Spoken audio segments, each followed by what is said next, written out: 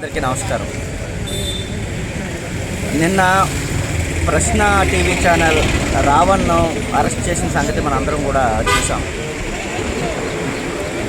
రాష్ట్రంలో బడుగు బలహీన వర్గాల ప్రజలపై నిరంతరం అనేక రకాల దాడులు జరుగుతూ ఉంటే ఆ దాడులను ఉద్దేశించి దళిత క్రైస్తవులను ఉద్దేశించి 28వ తారీఖున జడా శ్రావణ్ కుమార్ గారు ఒక దళిత క్రైస్తవ సమరశంకరం అనే సభను ఏర్పాటు చేయడం, దానికి అతిథిగా రావణ్ రావడం కూడా జరిగింది. రావణ్ ఆ సభను ఉద్దేశించి ప్రజలను ఉద్దేశించి కూడా అసలు రాష్ట్రంలో ఏ విధంగా దాడులు జరుగుతూ ఉన్నాయి ప్రజల మీద, పిఠాపురంలో ఏ విధంగా ఎస్సీ కులస్తులు చిన్నపిల్లల మీద ఏ విధంగా దాడులు జరిగాయి అన్నీ కూడా ప్రజలకు చెప్పడం, తన వాయిస్లో చెప్పడం జరిగింది. దీనిని అధికార పక్షం చాలా దారుణంగా చాలా సీరియస్గా తీసుకుందట. వెంటనే ఎవరో వచ్చి జనసేన కార్యకర్త కంప్లైంట్ చేయడం, దాని మీద ఒక రోజులోనే హైదరాబాద్ వెళ్ళి ఆయన తీసుకుని వచ్చి రావడం, రిమాండ్కి పంపిద్దామని కూడా కుట్రలు ప్రభుత్వం పన్నడం జరిగింది. దానిని మేము తీవ్రంగా ఖండించి జడా శ్రావణ్ కుమార్ గారు వెంటనే విజయవాడ నుంచి ఇక్కడికి రావడం, నిన్న పిఠాపురం కోర్టులో రాత్రి 12-1 గంట వరకు కూడా ఆర్గ్యుమెంట్స్ జరగడం, రావణ్కి బెయిల్ రావడం జరిగింది ఆ కేసులో. ఎందుకు అంటే ప్రభుత్వం ఐటీ సెక్షన్స్, బిఎన్ఎస్ సెక్షన్స్, చాలా సెక్షన్స్ పెట్టినా సరే అవన్నీ కూడా 2-3 సంవత్సరాల లోపు శిక్షలు పడేవి కాబట్టి దాన్ని చాలా మంచిగా ఆర్గ్యుమెంట్స్ చేసి జడా శ్రావణ్ కుమార్ గారు రావణ్ బెయిల్ తీసుకొని వచ్చారు. వెంటనే రావణ్ అక్కడ విడుదలయ్యాడు. ఎప్పుడో 2025 సంవత్సరంలో రావణ్ మీద సర్పవరం పిఎస్లో కూడా ఎవరో కంప్లైంట్ ఇచ్చారు, ఎఫ్ఐఆర్ వేసామని చెప్పి మళ్ళీ రావణ్ని రాత్రికి రాత్రి 1 గంట 2 గంటల సమయంలో సర్పవరం పోలీస్ స్టేషన్ కూడా తీసుకురావడం జరిగింది.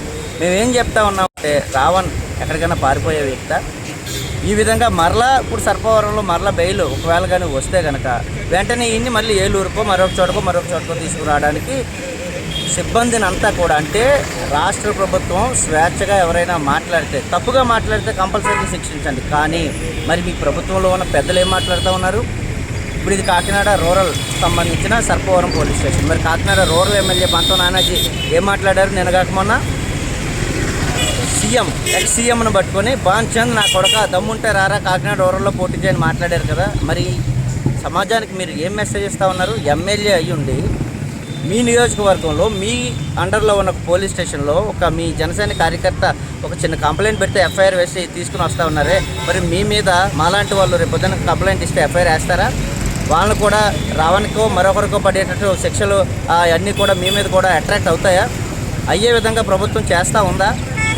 చూద్దాం. తప్పనిసరిగా రావణ్కి ఏవైతే శిక్షలు వేశారో ఇలాంటి వాళ్ళ మీద కూడా మేము కూడా రేపటి నుండి అదే హ్యాస్టేషన్ చేస్తాం. తప్పనిసరిగా మీ మీద కూడా మేము కంప్లైంట్లు పెడతాం, ఎఫ్ఐఆర్లు వేస్తారో లేదో చూస్తాం. లేదంటే కోర్టు మీద మాకు పూర్తి స్థాయి విశ్వాసం ఉంది, హైకోర్టులో కూడా వెళ్ళి ఈ విధంగా వీళ్ళందరూ ఎమ్మెల్యే స్థాయిలో అయ్యి ఉండి కూడా మాట్లాడుతూ ఉన్నారని చెప్తాం. అదేవిధంగా డిప్యూటీ స్పీకర్ త్రిబులార్ రఘురామకృష్ణరాజు ఏం మాట్లాడుతూ ఉన్నాడు?